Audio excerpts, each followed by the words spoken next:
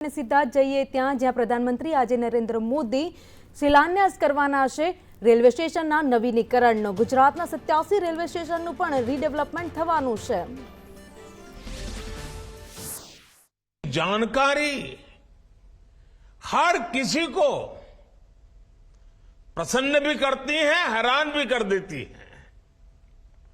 जैसे दुनिया में south Africa, Ukraine, Poland, UK और स्वीडन जैसे देशों में जितना रेल नेटवर्क है उससे ज्यादा रेल ट्रैक हमारे देश में इन 9 वर्षों में बिछाए गए हैं। आप कल्पना करिए स्केल। साउथ कोरिया, न्यूजीलैंड और ऑस्ट्रेलिया जैसे देशों का जितना रेल नेटवर्क है उससे ज्यादा ट्रैक भारत ने अकेले पिछले साल बनाए हैं। एक साल में भारत में आज आधुनिक ट्रेनों की संख्या भी तेजी से बढ़ रही है। आज देश का लक्ष्य है कि रेलवे की यात्रा हर यात्री के लिए, हर नागरिक के लिए सुलभ भी हो और सुखद भी हो। अब ट्रेन से लेकर स्टेशन तक आपको एक बेहतर, एक उम्दा से उम्दा एक्सपीरियंस देने का प्रयास है। प्लेटफॉर्म्स पर बैठने के लिए बेहतर सीटें लग रही हैं, अच्छे वेटिंग रूम बनाए जा रहे हैं। आज देश के हजारों रेलवे स्टेशनों पर मुफ्त वाईफाई की सुविधा है। हमने देखा है इस मुफ्त इंटरनेट का कितने ही युवाओं ने लाभ उठाया है। पढ़ाई करके वो अब बहुत कुछ अपने जीवन में सिद्धियां प्राप्त कर चुके हैं। साथियों, ये इतनी बड़ी सिद्धियां हैं, जिस प्रकार से रेलवे में काम हुआ है, किसी भी पीएम का मन कर जाएगा कि इनका जिक्र 15 अगस्त को लाल किले से करें। और जब 15 अगस्त सामने है तो मन बहुत ही लालायित होता है कि उसी दिन इसकी चर्चा करूं। लेकिन आज ये इतना विराट आयोजन हो रहा है, देश के कोने कोने से लोग जुड़े हैं, इसलिए मैं अभी ही इस बात पर इतने विस्तार से चर्चा कर रहा हूं। साथियों, रेलवे को हमारे देश की लाइफलाइन कहा जाता है, लेकिन इसके साथ ही हमारे शहरों की पहचान भी शहर के रेलवे स्टेशन से जुड़ी होती है। समय के साथ ये रेलवे स्टेशन अब हार्ट ऑफ द सिटी बन गए हैं। शहर की सारी प्रमुख गतिविधियां रेलवे स्टेशनों के आसपास ही होती हैं। इसलिए आज बहुत आवश्यक है कि हमारे रेलवे स्टेशनों को नए आधुनिक स्वरूप में ढाला जाए। रेलवे की जगह का ऑप्टिमम यूटिलाइजेशन किया जाए। साथियों, जब देश में इतने सारे नए आधुनिक स्टेशन बनेंगे तो उससे विकास को लेकर एक नया माहौल भी बनेगा। देसी विदेशी कोई भी पर्यटक जब ट्रेन से इन आधुनिक स्टेशनों पर पहुंचेगा तो राज्य की आपके शहर की पहली तस्वीर उसे जरूर प्रभावित करेगी, वो यादगार बन जाती है। आधुनिक सेवाओं के कारण पर्यटन को बढ़ावा मिलेगा, स्टेशन के आसपास अच्छी व्यवस्थाएं होने से आर्थिक गतिविधियों को भी बढ़ावा मिलेगा। सरकार ने स्टेशनों को शहर और राज्यों की पहचान से जोड़ने के लिए वन स्टेशन वन प्रोडक्ट योजना भी शुरू की है। इससे पूरे इलाके के लोगों को, कामगारों और कारीगरों को फायदा होगा, साथ ही जिले की ब्रांडिंग भी होगी।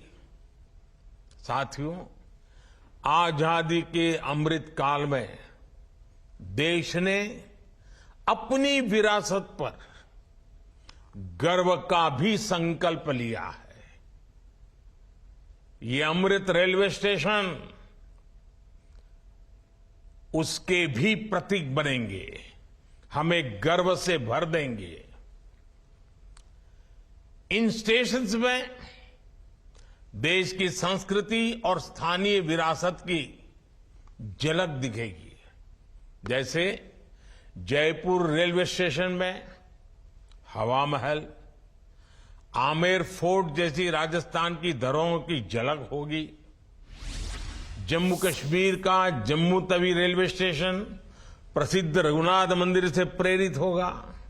नागालैंड के दिमापुर स्टेशन पर वहां की 16 जनजातियों की लोकल वास्तुकला दिखाई देगी। हर अमृत स्टेशन शहर की आधुनिक आकांक्षाओं और प्राचीन विरासत का प्रतीक बनेगा। देश के विभिन्न ऐतिहासिक स्थलों और तीर्थ स्थानों को जोड़ने के लिए इन दिनों देश में एक भारत गौरव यात्रा ट्रेन, भारत गौरव टूरिस्ट ट्रेन भी चल रही है। शायद आपके ध्यान में आया होगा, उसको भी मजबूती दी जा रही है। साथियों, किसी भी व्यवस्था को ट्रांसफॉर्म करने के लिए जरूरी होता है कि हम उसके पोटेंशियल को पहचानें। भारतीय रेल में तो ग्रोथ को रफ्तार देने का अपार पोटेंशियल है। इसी सोच के साथ बीते 9 वर्षों में हमने रेलवे में रिकॉर्ड इन्वेस्टमेंट किया है। इस साल के रेलवे को 2.5 लाख करोड़ रुपए से ज्यादा का बजट दिया गया है। ये बजट 2014 की तुलना में 5 गुना ज्यादा है। आज एक होलिस्टिक सोच के साथ रेलवे के समग्र विकास के लिए काम हो रहा है। इन 9 वर्षों में लोकोमोटिव्स उत्पादन में भी 9 गुना की वृद्धि हुई है। आज देश में पहले की अपेक्षा 13 गुना ज्यादा HLB कोच बन रहे हैं। साथियों, नॉर्थ ईस्ट में रेलवे के विस्तार को भी हमारी सरकार ने प्राथमिकता दी है। रेलवे लाइनों का दोहरीकरण हो, गेज परिवर्तन हो, इलेक्ट्रिफिकेशन हो, नए रूट्स का निर्माण हो, इस पर तेजी से काम किया जा रहा है। जल्द ही पूर्वोत्तर के सभी राज्यों की राजधानियां रेलवे नेटवर्क से जुड़ जाएगी। नागालैंड में 100 साल बाद दूसरा रेलवे स्टेशन बना है। नॉर्थ ईस्ट में नई रेल लाइनों की कमीशनिंग भी पहले के मुकाबले 3 गुना ज्यादा हो रही है। साथियों, पिछले 9 वर्षों में 2200 किलोमीटर डेडिकेटेड फ्रेट कॉरिडोर भी बनाए गए हैं। इसकी वजह से माल गाड़ियों के ट्रेवल टाइम में काफी कमी आई है। दिल्ली एनसीआर से वेस्टर्न पोर्ट तक, चाहे गुजरात के समुद्री तट हो या महाराष्ट्र का समुद्री तट हो, पहले से जो सामान ट्रेन से पहुंचाने में एवरेज औसतन 72 घंटे लगते थे, आज वही लगेज, वही सामान, वही गुड्स 24 घंटे में पहुंच जाता है। ऐसे ही दूसरे रूट्स पर भी टाइम में 40% की कमी आई है। ट्रैवल टाइम में कमी आने का मतलब है कि मालगाड़ियों की गति बढ़ी है और सामान भी अब ज्यादा तेजी से पहुंच रहा है। इसका बड़ा लाभ हमारे उद्यमियों, कारोबारियों और खास करके हमारे किसान भाई बहनों को हो रहा है। हमारी फल सब्जियां अब ज्यादा तेजी से देश के एक कोने से दूसरे कोने तक जा रही है। जब देश में इस तरह का ट्रांसपोर्टेशन तेज होगा तो उतनी ही तेजी से भारत के जो उत्पाद है, हमारे छोटे मोटे कारीगर, हमारे लघु उद्योग जो कुछ भी उत्पादन करते हैं, वो सामान विश्व बाजार में भी तेजी से पहुंचेगा।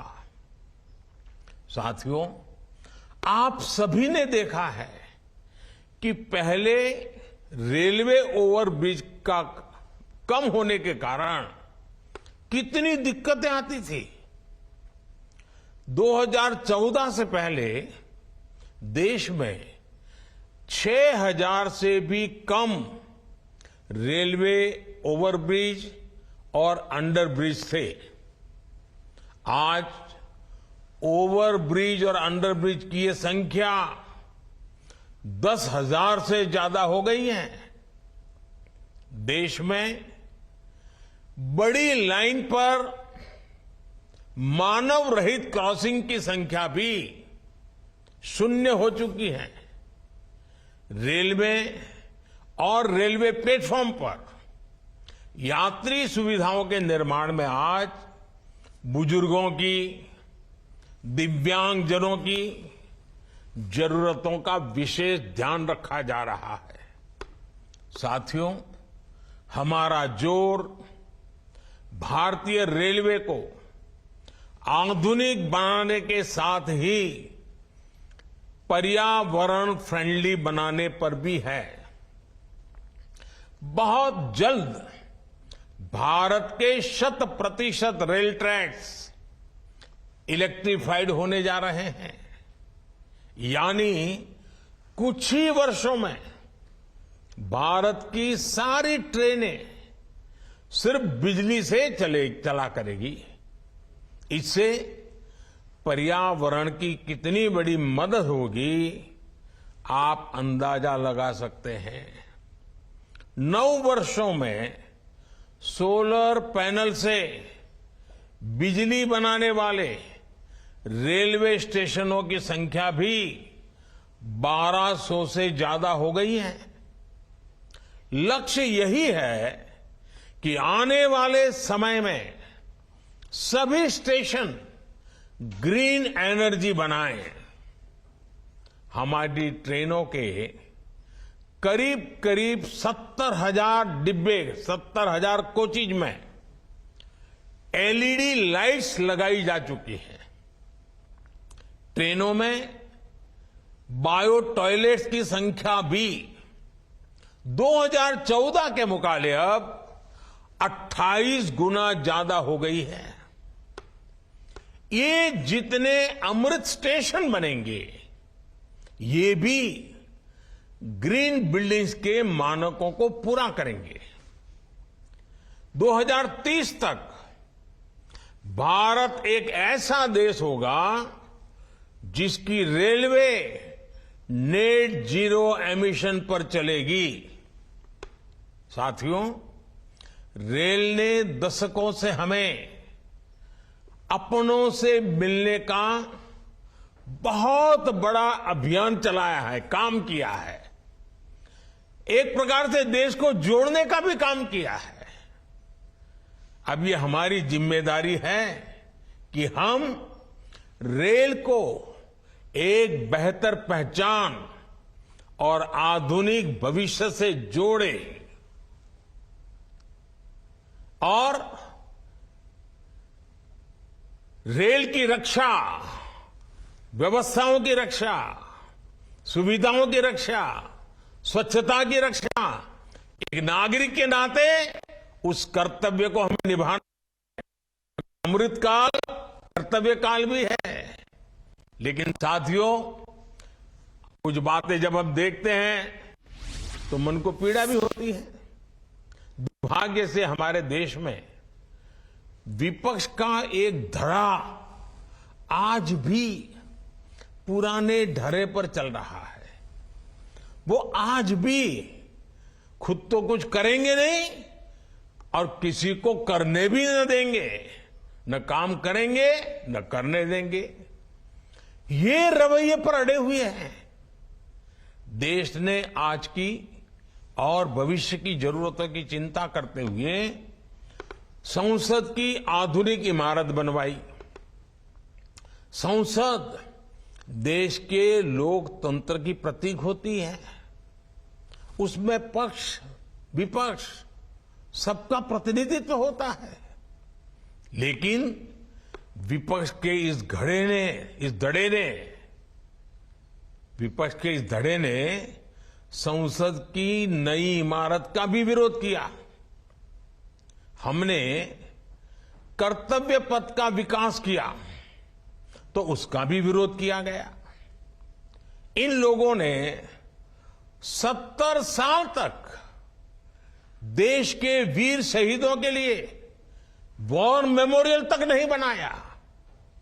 जब हमने नेशनल वॉर मेमोरियल बनाया, उसका निर्माण किया, तो इसकी भी सरेआम आलोचना करते उनको शर्म नहीं आई। सरदार वल्लभ भाई पटेल का स्टैच्यू ऑफ यूनिटी आज दुनिया की सबसे बड़ी मूर्ति है। हर हिंदुस्तानी को गर्व होता है। और कुछ राजनीतिक दल चुनाव के समय तो सरदार साहब को याद कर लेते हैं, लेकिन आज तक इनका एक भी बड़ा नेता स्टैच्यू ऑफ यूनिटी में जाकर के सरदार साहब की इस भव्य प्रतिमा के न दर्शन किए न उन्हें नमन किया है। लेकिन साथियों, हमने देश के विकास को इस सकारात्मक राजनीति से आगे बढ़ाने का फैसला किया है और इसलिए नकारात्मक राजनीति से ऊपर उठकर सकारात्मक राजनीति के मार्ग पर